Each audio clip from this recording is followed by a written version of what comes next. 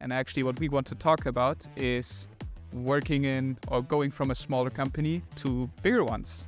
From a team of like max 10 people at some point now to 100,000, it just feels completely different if you're sitting in your house just talking to a screen and you're sitting in a room talking to real people. What was for you the biggest, let's say, culture shock? A stranger from another profession comes to you and is like, I have this problem, please help me.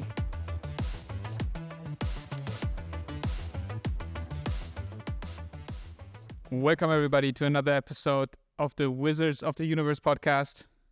We are back. Today, a bit a different location, a bit of a different personnel. My favorite guest today appeared, Sammy. So let's see what he will contribute to today, but I guess... Let's see if he'll stay until the end, right? Yeah, maybe. You know, I will. busy man. He is a busy man and he will quite quickly jump away, but I don't think so. No. But Yeah, today drum roll. we have back Eduardo. Eduardo is back. Yeah. Less hair, Less hair. Definitely less hair. more serious. Business person now, taking life seriously. It's important. Yeah. Apparently. Mm-hmm. He also came in with the whole, like the handle thingy. What is it called? Like the bag, like a leather bag. Oh, yeah. I just have a normal bag. Unfortunately, But I do see a lot of people using that sort of bag. Where You have like the cognac leather. Yeah. Cognac leather. Those are the fancy ones. But the general ones are just the fabric, like no leather, just the plebs. I mean like a tote. Yeah. No, not like a One- tote. no, it's like like the hand, like the laptop handbag. like handbag. Yeah. Yeah. Also the one that I got the shit for that I use because I just like run around with a backpack, and I know yeah. there's quite a lot of people that give hate for me when I walk into companies with my backpack. Oh No, I don't think so. They are haters. Let's be real. Yeah, as a Mm. techie, aren't you allowed to have? That's that's the reason why I need to do it. I mean, yeah, to represent, right? It's important. I think you got hate not for your backpack, just for it being an Amazon Basics backpack. Yeah, but it also shows that I'm basic, So it gives a nice understatement, and then at least people don't expect much from you. Yeah. But then you just over deliver, and boom, that's it. So Jeff, thank you very much. Full hero. Amazon Basics. For that trendy line. Nice. But speaking of, like going into companies, maybe today's topic of today will also tie into that. And actually what we want to talk about is working in or going from a smaller company to bigger ones. Yep. And since, Let's put big on that one. like huge, like how- insane. How big is the company that you work for now? Around Globally. worldwide. I don't know exactly how many countries, but it's pretty much all over the Americas and Europe, Western Europe, India, Australia, like let's say like 50 countries, something like that. And there are now I think around 100,000 people worldwide Working. employed. Yeah. There you go. So Small city. Yep. It's more than Venlo, no? it is. So from a team of like max 10 people at some point now to 100,000. Let's say it's a big change. How big is your team that you're working in?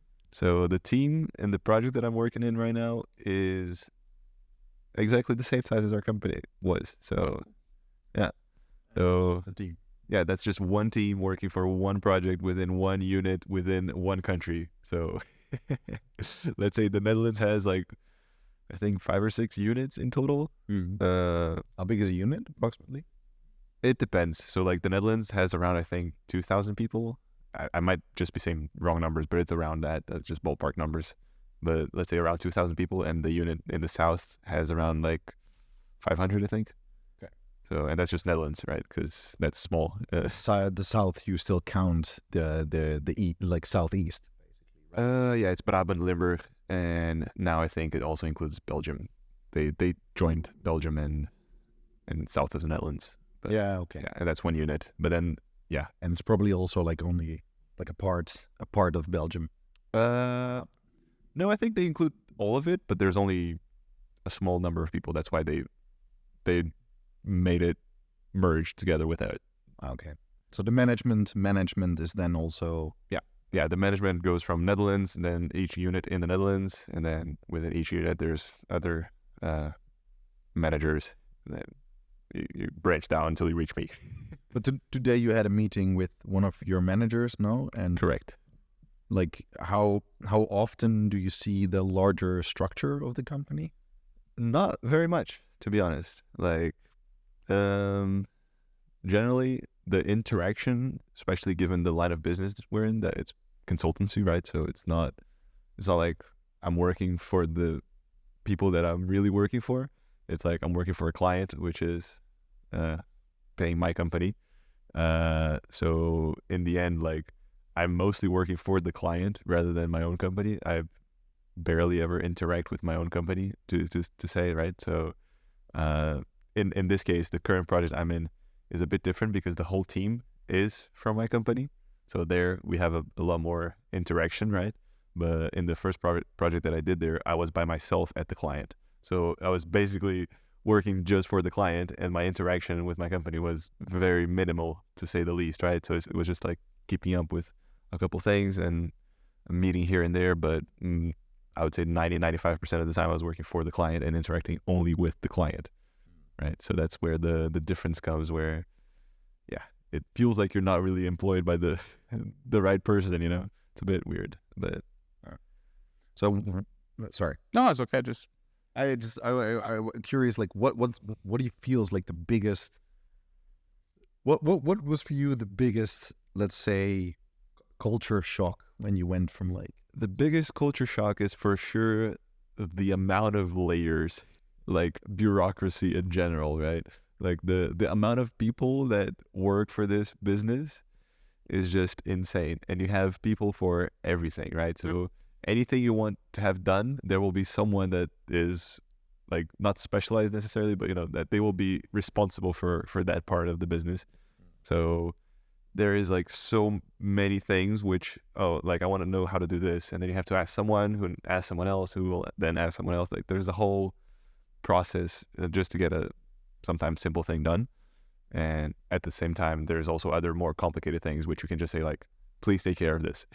And then someone else will have that problem, but not me. So those are the two aspects. But for sure, the biggest impact was like the amount of things and people involved just to run a simple business, which is not really simple, but you know. So. But could you also take away some of the lessons that you learned from us basically and migrate them into the bigger companies? Oh, for sure. Yeah.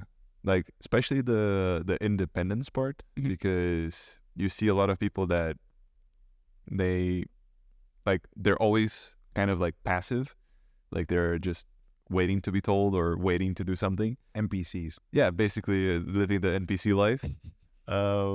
And whereas, like, for me personally, I feel like a lot more proactive. You know, like I start chasing people, I start chasing things. If I'm not satisfied with something, I will go after it and complain about it and talk to them about it. So yeah, I feel like that is for sure a valuable lesson that I took out of working at a really small company where you just have to do everything, right? If you don't do it, no one's going to do it for you. So yeah. Do you translate that only internal or also towards your customer? I think both, yeah. What I can give as an example, like I said, for the first client especially, since I was working by myself, I had a really specific assignment. Like the task was really do this one thing, and that was it, right? There was no extras, no nothing. And while it was doable, it was also not sufficient to occupy me all the time. So I feel like having this sort of attitude of proactivity and searching things to do, I started doing more things and exploring more possibilities that I could have done at that project, and like expanding myself into other areas, which I don't know, maybe someone else wouldn't have done the same. They would have just stuck to that one idea and done that and be done with it, right? So in my case, I had like this one task, and then I saw like maybe there's an opportunity for me to also do this like other thing for this other team which is struggling, and then I did that quickly, and they're like, oh, that's really nice, how did you do that? And then they started showing interest in what I was doing. So they also like started presenting me sort of like, yo guys, do you know this kid? He does this and that. He can probably help you out. So I started like talking with other teams that were not necessarily involved with my project, but they were like they interacted closely with the team that was responsible for my project. So then I started like migrating into these other tasks that initially had nothing to do with me, right? So yeah, I think that's one of the key takeaways from this. Did your manager notice as well? Like, did you get that feedback just from them? Did you get that positive feedback from the client or also from the managerial side, or was that not really visible? I can say from the client side, for sure, I got that feedback because they were really happy with what I was doing. Like, they were really satisfied, and they made sure to comment on that. From the company side, I think it was noticed. It was maybe just not made clear to me that they noticed it. You know, like so, because they do get the feedback from the client, right? So they have these procedures, and again, all the bureaucracy with the with all the documents and things that they need to fill in. But they do get this information from the client. But maybe I think that in this specific case, I wasn't necessarily made aware that the feedback was there. But yeah, I had it from the client, so I think it was fine. But then now, for example, in the new project that I'm in, I was already made aware that they're satisfied with my delivery. Yeah, let's put it like that. So in this new project, like from the manager of my current project, which is again employee, right? I think I just said the name of the company, but it doesn't really matter. Nah, it was LinkedIn. So. It's like, We'll bleep it out. Yeah, we'll bleep it out. But Good dolphin sound. No? Yeah, we can do that. I mean, it's like anyway public, so like if yeah, it is a public company. Like it really doesn't matter. If you're looking me up, you're gonna find me. So LinkedIn? No. yeah, I've always had LinkedIn, man. Even when I was working here, I still had LinkedIn. No, but what I meant to say is that like my manager in my project is not my manager in my company, but he is still working for my company also because my whole team is working for my company. And he was already like, we had already some conversations about the stuff that was delivered and the satisfaction in there. So in this case, I did receive some more feedback, but not from my manager, which is like still a bit, again, I think like sometimes maybe information gets lost or Yeah, you have not a necessarily. manager, you have a project manager. Yeah, That's like it's a lot of people. Yeah, the whole pyramid. the whole pyramid, indeed. And yeah, but so far, let's say the experience has been interesting. Like I said, with the amount of people that are in there, You can be too critical now because they might see. Yeah. yeah. On the hit list. No, but it's like for me, for sure, the distancing, like what you said, like if I get communication from the company and that kind of thing, like that is for sure the distancing is a problem. But I think they're also aware of it, and it is something that we discuss not quite often, but I've seen this discussion pop up as well.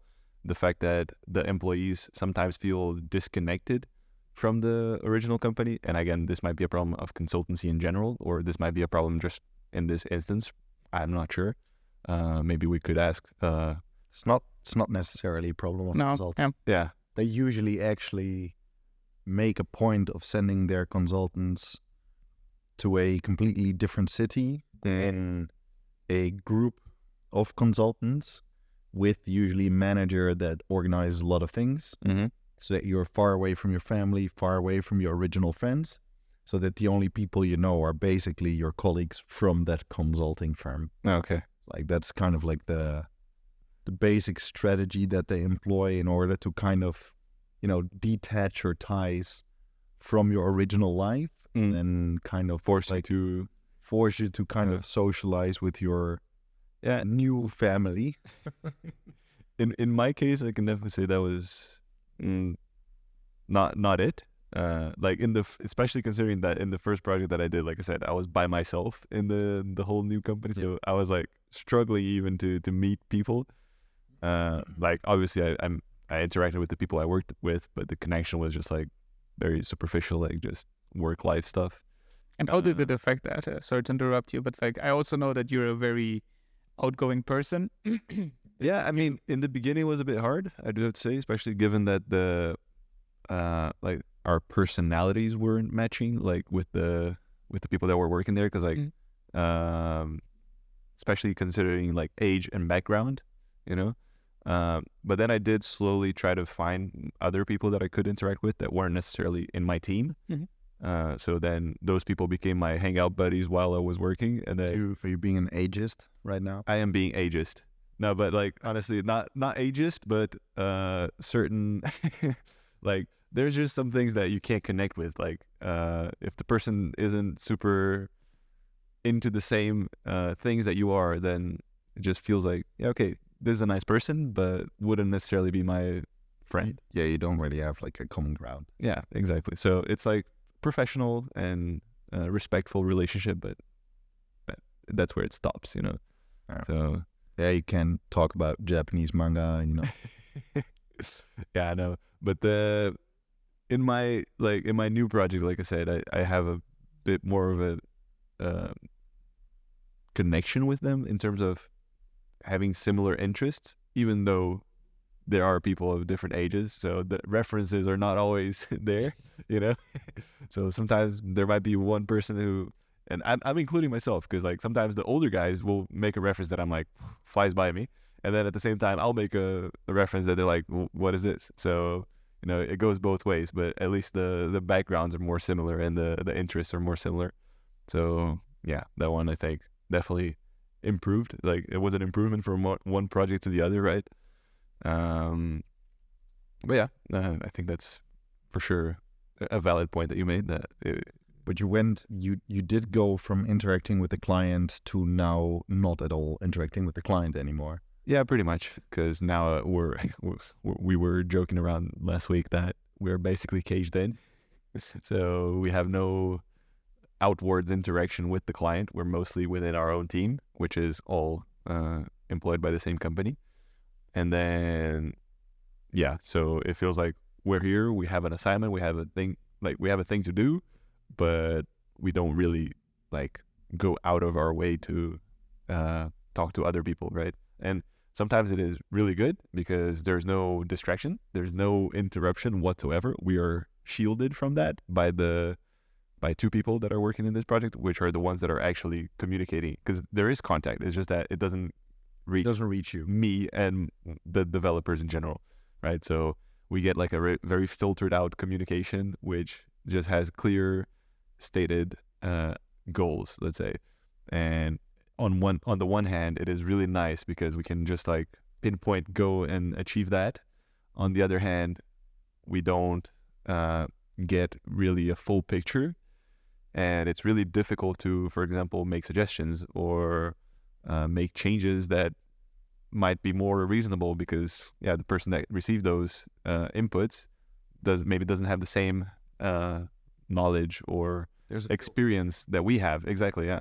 So this filter is just giving us what we need to do, but not necessarily giving us the full background. And maybe we could, if we did have that whole background, we could generate a better output. Yeah.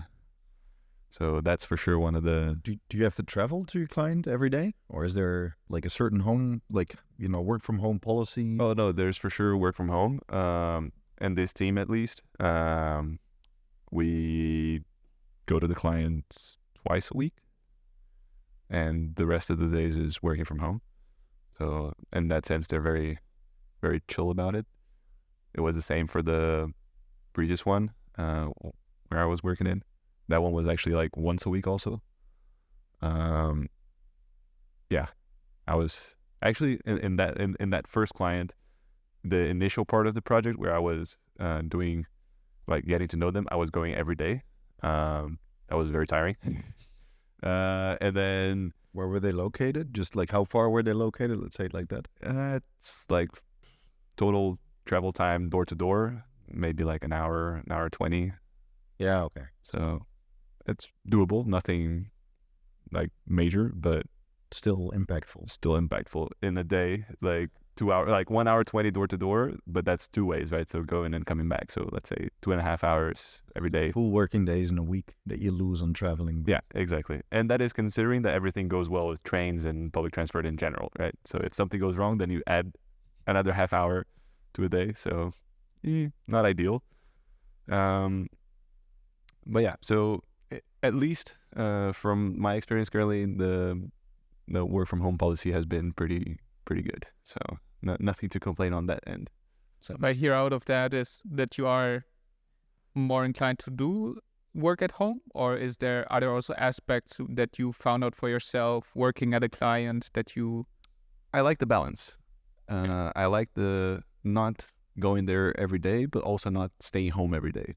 I feel like there's a lot to gain from being present together, because it just feels completely different if you're sitting in your house just talking to a screen and you're sitting in a room talking to real people. For me, at least, that is a big impact. But at the same time, being constantly together and also the travel is very tiring. Like, I wouldn't mind going there every day if it wasn't such a hassle, you know? But even then, I think I would still prefer to have a few days off, because working on your own lets you focus on certain things a lot more. So, like, at least for me, and I think I can say the same for the rest of my team, but yeah, we have a sort of strategy in terms of like utilizing our time. So when we're at home, we usually use that time to focus on our own things and like progress. There's a clear also distinction that you made with the team, where you said, okay, look, you know, when we work from home, we focus on certain things, and as a team, we're there on certain days. Yeah, exactly. So not that people are just randomly picking. No. We have a very, not strict, but we have a defined schedule of the office day. So we do it Tuesdays and Thursdays. And generally what we try to do is we plan around being together, right? So if we have something that we do that needs, or not necessarily needs, but would be nicer to do in person, then we schedule that for the office day. So either Tuesday or Thursday. And yeah, we know that when we're working from home, communication is a bit more restricted, but also we let other people focus, you know. Of course, that if you need some help or if you need something, you can always contact them. But do you feel that it's also more restricted because of the tooling that you're provided with? I will not diss on Microsoft Teams, but yeah, do it. I will do it. I really hate it too. I got this. Like, I mean, it's not the best, but no, I don't think so. I think it's just a general, like, it's a thing that, you know, like one of those status quo things. It's just been established that Microsoft Teams is shit. Yeah. No, that, like, yeah, when we're at home, we're mostly focusing on our own things, and we use the office time to actually interact. So maybe even if we don't get much done during that day, or like in terms of output, we know that we're getting other things done that wouldn't be possible at home, right? So a lot of the discussions and a lot of knowledge transfer happens during those office days, because it's way easier to turn around and poke the guy behind you and be like, yo, look at this, and show him something, than, oh, let me call this guy and share my screen and do this, do that. It's like way nicer to do that in person. Like, it's way faster. Yeah. Do you feel that you're working on a completely different set of scoped tasks now that you're at a larger company with way more resources available? Am I phrasing this like clearly, or like what do you feel the difference is in tasks that you're actually working on? I think I might know what you're talking about. So like what I feel like is that there is a very clear objective, and there's people that make that objective very clear.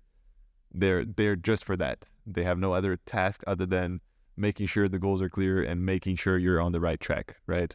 And it's not one or two people, it's like sometimes a whole team of people doing just that.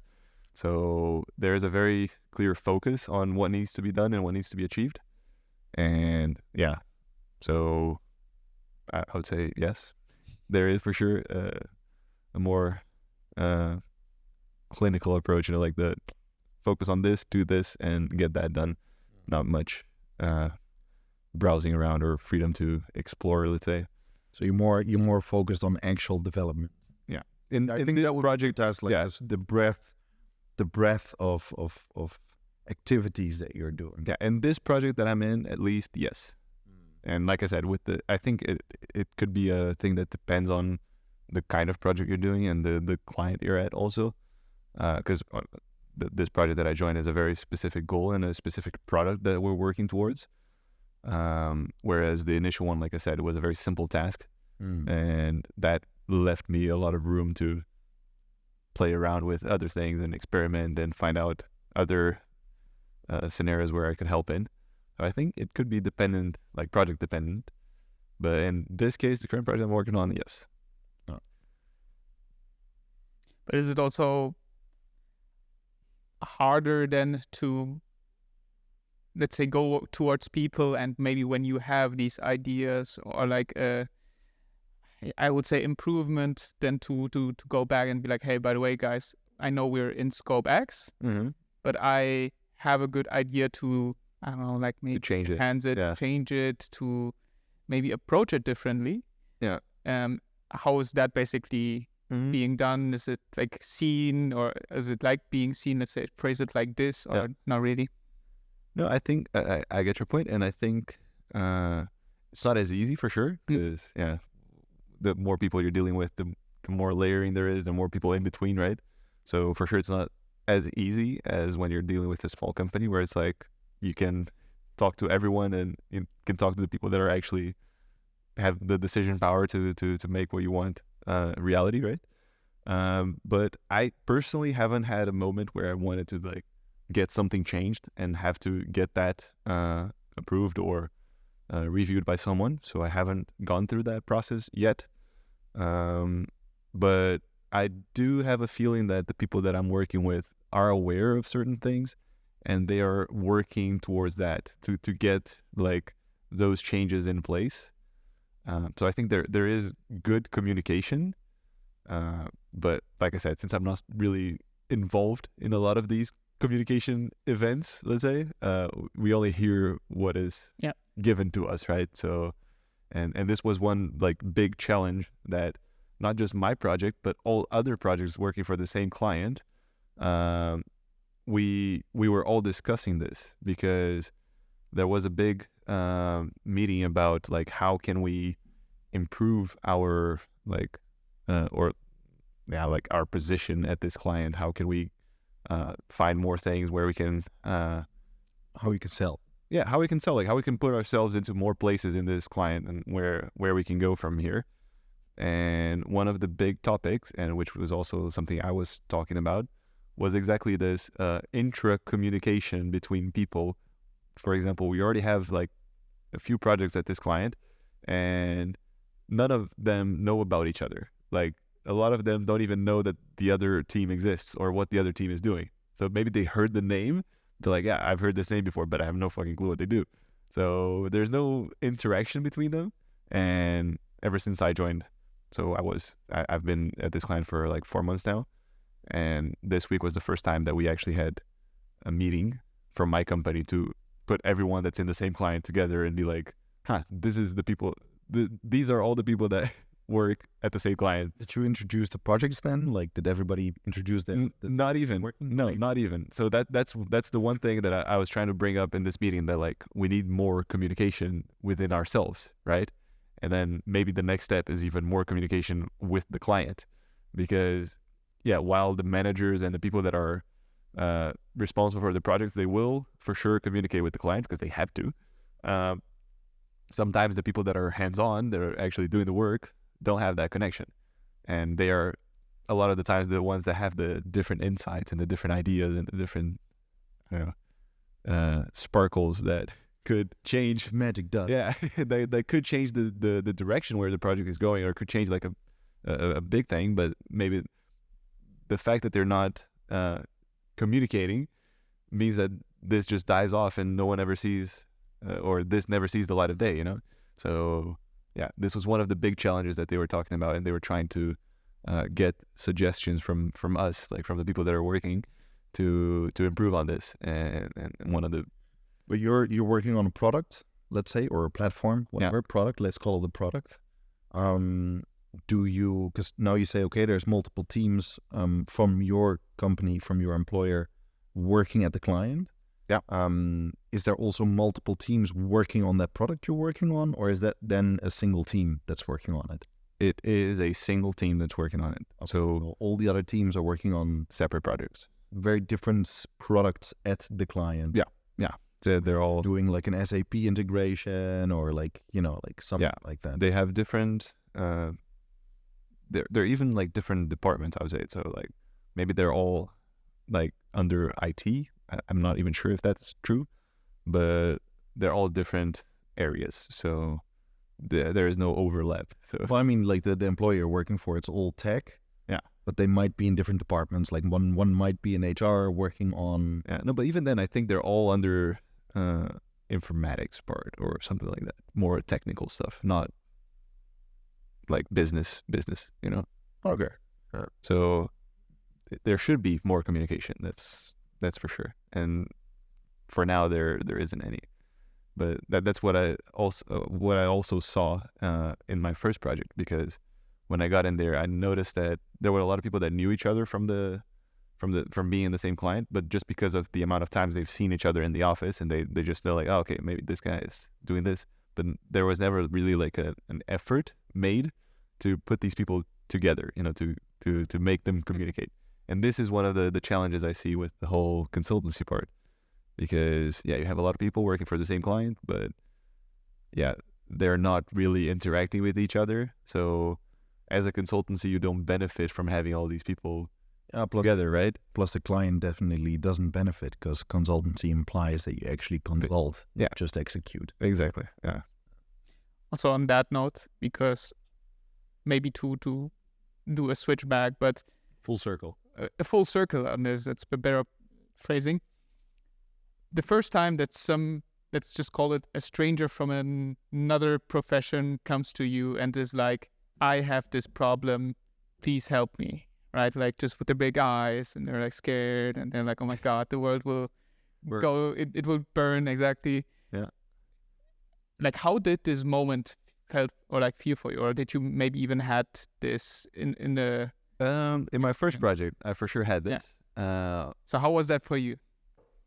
It was an okay experience. Like, I don't have much to complain on that side. It was like, again, I feel like I'm a very secure person when I know what I'm talking about, and when I don't know, I'm not afraid to say like, I don't know. Go ask someone that actually knows this shit. Like, I'm not gonna be here and pretend like, oh yes, I understand what. Like, no, just I don't know, man. Just talk to this guy. He might know better than me. Ask Google. Yeah. Oh, or that. but like, if I know what I'm talking about, then I will for sure give you a straight answer. So in this first project, like I said, I feel like they enjoyed this and they liked what I was doing, and they liked the way I responded to this kind of interaction, because there were a lot of people that had, let's say, technical knowledge, but not specific knowledge on the things that they needed solved, right? So maybe they had a overall technical background, they knew what things were supposed to do and how they were supposed to work, but they didn't know how to implement something, right? So in that sense, they came to me with questions about that, and like, how would this work? Would you be able to do this? Would you be able to do that? And then I would give them a straight answer if I could or not do it, and that's what made them like happy. Like, okay, so if this and this is possible and that is not possible, let's just scratch that one and keep going towards the things that we can do, and see where that gets us, right? So it was just like small things, but they started adding up, because I started putting my foot in a bunch of different places where I wasn't initially invited. But that Sounds really wrong. Yeah. But like, they started they started putting me in these places and just asking me, like, so they would just include me in a meeting, say like, just come to this meeting, listen to what they have to say, and if anything that's going on here gives you an idea, then just talk to us about it, right? It's kind of interesting because normally when you're a consultant, you have an assignment with a very specific budget and a very specific scope. Yeah. And that was the case. I did have a very specific scope and a very specific budget. And the only problem was that this scope left me with a lot of free room to do other things. So not really a problem. Yeah, not really a problem. It was just like let's say the goal had a very specific deadline and a very specific target. But in order to achieve that, there were some other processes that needed to happen in the background. And while those were going on, I basically had free room to do something else. So, yeah. And then in that time, that's when I started dabbling into these other areas and getting invited to meetings that I wasn't invited for. So, yeah. But your previous client had an account manager. Yeah. I think all of them had. Didn't mind, or she didn't mind. No. I was for sure, like, they were aware of what was going on, and I was in contact with them, and I was saying, like, this and this is happening, and they were like, cool, keep going, keep doing it, because, yeah. And the interesting thing was that the client, they obviously had a budget, right? So to hire me, and while they were really keen on keeping me and extending my project, because initially it was a 1 month assignment and it ended up being like 3 months. So while they were really keen at keeping me and extending my assignment, at the same time, in the same client, another team that really desperately needed one more person didn't have the budget for it. So, yeah. So in the end, what ended up happening was that because I had a lot of this waiting time, that I was just waiting for something else to happen, I also started doing work for this team that really needed someone but didn't have the budget for. And internally, what they agreed was that, like, the client internally agreed that this guy that had the budget would hire me to finish this initial task. But while I had free time, as long as that did not intervene with the task that I was being paid for, I could also do work for this other team that needed someone. So, yeah, that's just corporate for you. It's typical. It's very typical. It's also very recognizable. Let's say it like that. Okay. What do you think is like the biggest thing you learned so far? Like, switching from, let's say, very small startup to the biggest thing I learned, like maybe also interpersonal skills. Yeah, I was gonna say, like, it was probably like dealing with people. Like how to communicate in a straightforward manner. Like, I think I've always been communicative in the sense that I've always tried to put my point across and not really been afraid of the feedback or the whatever comes back at me. So at the same time, that has been a bit more polished now, I think, right? Like the knowing what to say, when to say, to get your point across and also get what you need/want. So I think that's what for me has been the biggest improvement. Like, because I also something you got feedback on then, or maybe not feedback, but like reactions and seeing it, like because like I've always also this is a bit weird to say, but like I've always talked too much. Sometimes I say too much or talk more than I need to. No. Yeah. No, but it's like saying more than you need to, like this is something that I do. I just sometimes say more than I have to. And this is something that I've started learning to not overshare, like share the bare minimum you need. And if there is something else they require, they will ask it of you. And then you will provide that. But like the communication aspect, like the communication strategies, let's say, that's what has changed the most, I think. I'm really proud of you. Thank you. Pretty cool. Yeah. But I think looking at the time, actually, like I'd love to follow this up in like half a year again. Yeah. To hear what else is there. No, like it's I mean, like it's an interesting journey. It's an interesting journey because we both did it exactly the other way around. Like you start on a large corporate, like at some point you get fed up. You're like, okay, no, we want the freedom. Freedom to decide, freedom to, like also self-determination almost. Mm-hmm. Even if that, comes with certain downsides that we talked about to a great extent. It's interesting to see, the opposite side of the story and to see like, okay, like where do you, and has also probably something to do with the fact that we basically fished you out of college.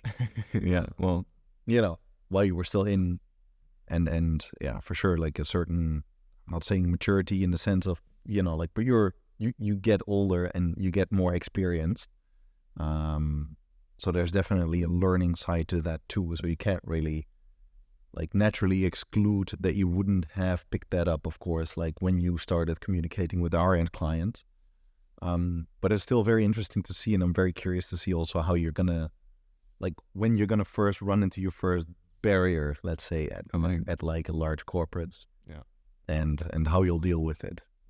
Yeah. For sure. Yeah, no, I think it's interesting. Like it's a completely different environment, and I felt like it was really, really good to experience that. Like the changes is very enlightening, let's say. Like you really do see a lot of difference, and like I said, there are a lot of things that are worse, but there are also other things which are better. Yeah. And you really get a clear that you can work with Microsoft Teams. Yes, that's one of the worst ones. But but when you do have the change, you really notice the difference, right? Because sometimes when you're immersed in that environment, you just get used to it. So Turn blind. Yeah, and then once you're out of it, you're like, oh, life is different, and I miss these things, but I also don't miss those things. And then, so the change of environment is for sure a interesting experience. So it's kind of just like Siddhartha Gautama going out of the castle, experiencing all the beauty in the real world. Are you on the noble path already, or no? No, okay. I don't think I'll ever be on the noble path. Well, maybe you are already, Maybe, who knows? But yeah, cool. Okay. Then round it up. Sam, do you still want to say something? I think he's been. Nah, I don't think Sam is. Well, that's what you thank get. you, Sam. He does not have a. All right. Well then, thank you very much, guys. Thank you, Eduardo, for coming. Yeah, thank you for. And thank you guys for listening. See you guys next time.